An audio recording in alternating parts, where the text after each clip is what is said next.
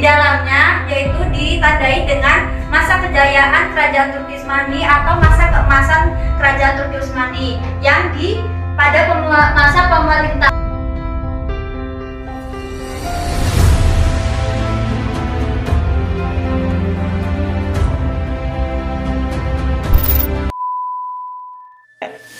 Assalamualaikum anak-anak. Waalaikumsalam. Ini benar kan pelajaran Ibu, pelajaran SKI? Iya, Bu. Masih semangat nggak ini? Masih. Ini kan udah siang nih ya, pastinya lelah, udah pengen pulang nih ya. Siapa hari ini yang nggak masuk? Ada yang nggak masuk? Apa, Bu? Hah? Kenapa yang nggak masuk? Sakit, Bu. Oh alah, ya Allah. Doain ya, semoga Ilham cepat diberi kesembuhan. Nah, ini perhatian buat kalian ya, kan sekarang masih musimnya nih penyakit aneh-aneh, jadi kalian harus waspada, harus lebih hati-hati, harus bisa jaga kesehatan biar nggak ketularan penyakit-penyakit berbahaya ya anak-anak. Iya, Bu. Baiklah, pada siang hari ini Ibu akan menjelaskan tentang Turki Utsmani. Ada yang tahu nggak tentang Turki Utsmani itu apa? Kerajaan Islam, Bu. Nah, betul Sufi. Turki Utsmani itu adalah kerajaan Islam yang berdiri pada tahun 1299 Masehi. Dan pemimpin pertama Turki Utsmani ini bernama Muhammad Ertuğrul. Lalu pada tahun 1288 Muhammad Ertuğrul ini meninggal dunia dan digantikan oleh anaknya yang bernama Utsman. Utsman ini menggantikan posisi ayahnya menjadi pemimpin di kerajaan Turki Kerajaan Turki Utsmani. Nah, pada masa pemerintahan Utsman ini beliau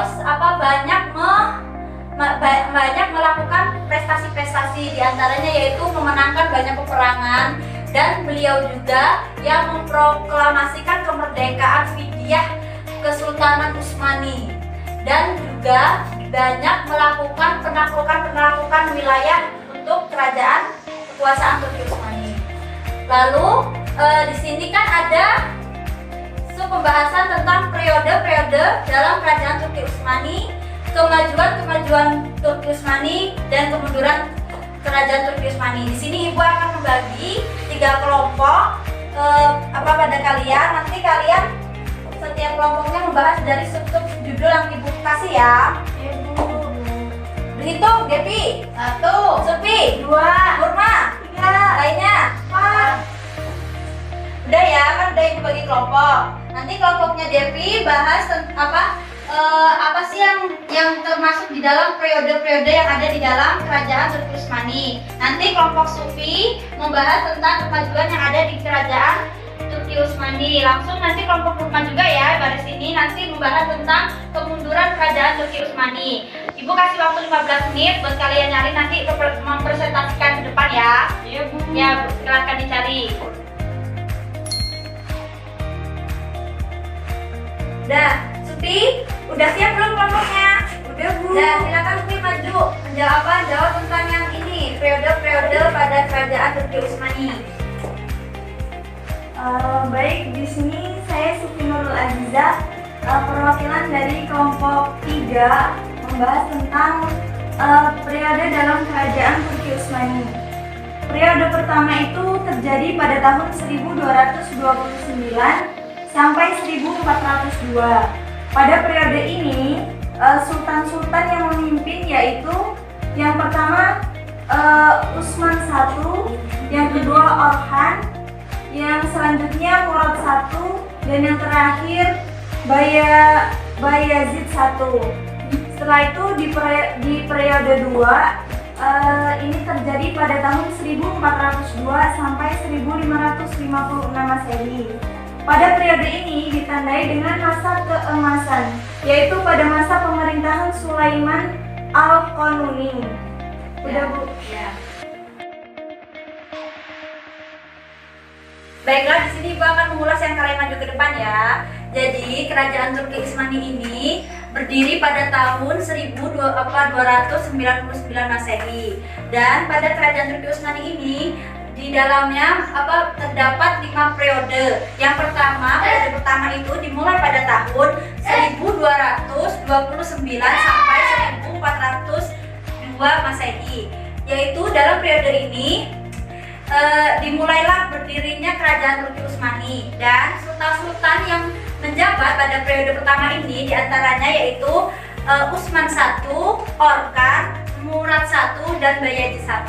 Sedangkan yang periode 2 yaitu dimulai pada tahun 1402 sampai 1556 Masehi.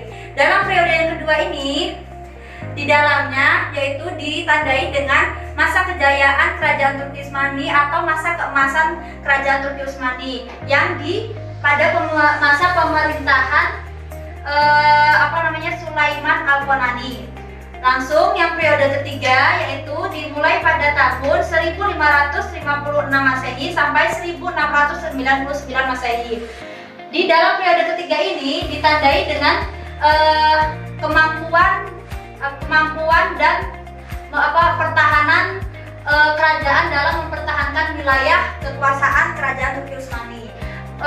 Penguasanya atau sultan-sultannya dalam periode 3 ini yaitu diantaranya Salim III, Murad II, dan Muhammad III. Yang keempat yaitu periode keempat ditandai dengan bersurutnya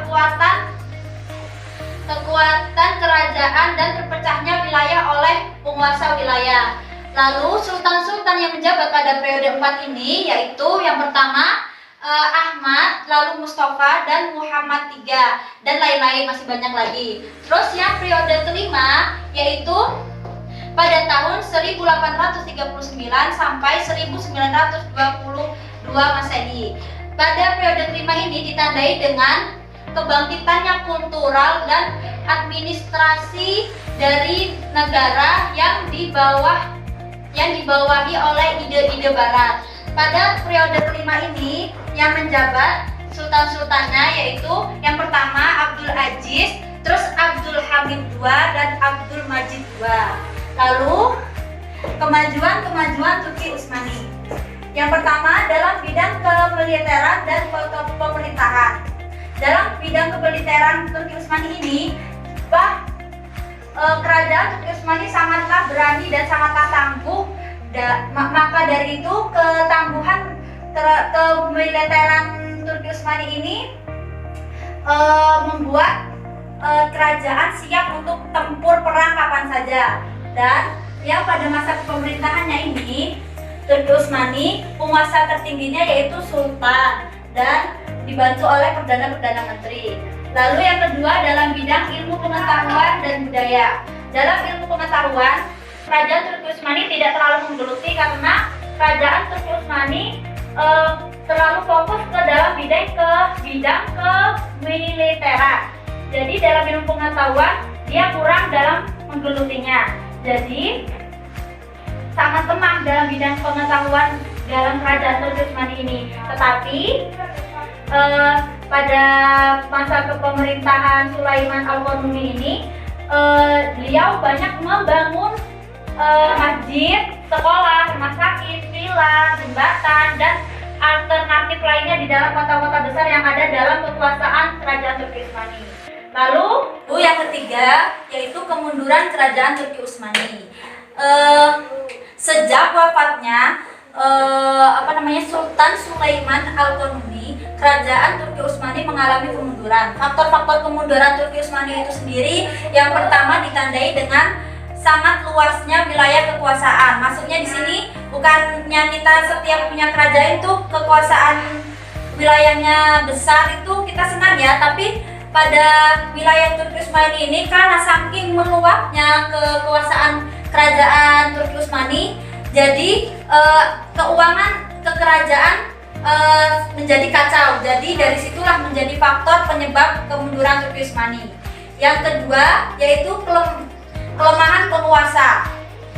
Sejak peninggalannya Sulaiman Al-Qanuni, penguasa kerajaan Turki Utsmani menjadi lemah dan kacau. Lalu yang ketiga, budaya pungli. Sampai sekarang pun budaya pungli itu tidak dibolehin ya anak-anak. Maksud kan budaya pungli itu apa? Pungutan liar. Ya. Jadi budaya pungli ini pada masa kepemerintahan Turki Utsmani sangat menjadikan bobroknya moral dan penguasa menjadi berebutnya kekuasaan pada saat itu. Lalu yang ketiga, merosotnya ekonomi. Yang keempat, merosotnya ekonomi. Di sini karena seringnya kerajaan Turki Utsmani melakukan perang, jadi keekonomian kerajaan menjadi merosot sangat jauh dan keuangan kerajaan menjadi membengkak. Dari situlah menjadi faktor kemunduran kerajaan Turki Utsmani. Udah pada nyambung belum ya Ibu jelasin? Udah, Bu. Nah, yaudah kalau yang udah pada nyambung, Ibu minta kalian buka halaman 21 LKS.